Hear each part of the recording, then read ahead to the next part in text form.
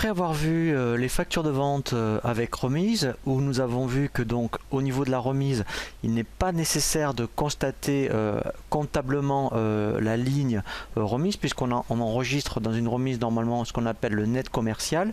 Dans un escompte, en fait, c'est différent.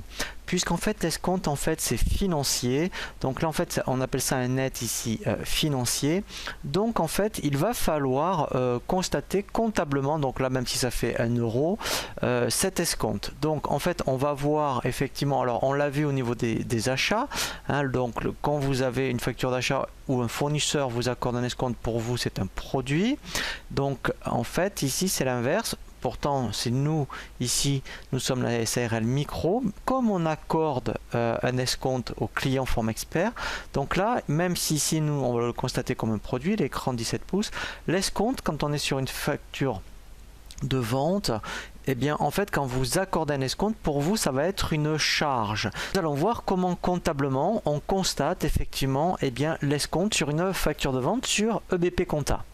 En mode saisie journal, donc on est bien dans le journal de vente, nous allons rajouter une écriture.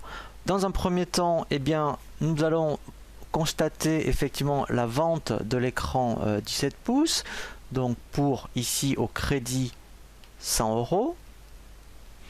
Et ensuite, en fait, eh bien, on va constater l'escompte. Donc là, comme c'est une charge, en fait, eh bien, pour vous, en fait, ça va être ce qu'on appelle un escompte accordé.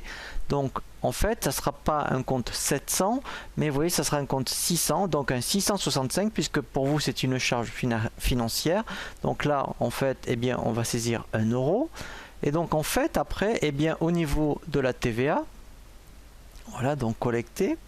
Donc en fait ici, alors là il faut faire attention, hein, donc lui il se positionne au début, mais comme c'est de la collectée, il va falloir ici donc saisir les 19,80, voilà, puisque c'est par rapport aux 99 euros. Et après au niveau du client, voilà, donc là en fait, eh bien on va bien retomber ici sur le total de la facture qui était bien de 118,80. Voilà, donc là vous voyez, si on regarde bien la facture, eh bien vous voyez, on retombe bien sur 118,80. Voilà, donc en fait, hein, ce qu'il faut retenir sur les factures avec des escomptes, quand vous êtes sur une facture de vente que vous accordez un escompte à un client, eh bien pour vous c'est une charge. Donc en fait, les 1 euro, vous voyez, il faudra bien le mettre dans le compte 665. Voilà, donc là on a bien vu tout ce qui concerne au niveau des remises et des escomptes. Maintenant nous allons voir dans un prochain tutoriel ce que l'on appelle eh bien, la saisie effectivement des factures d'acompte, et ensuite on verra effectivement comment bien saisir ce qu'on appelle la facture finale avec la déduction de l'acompte.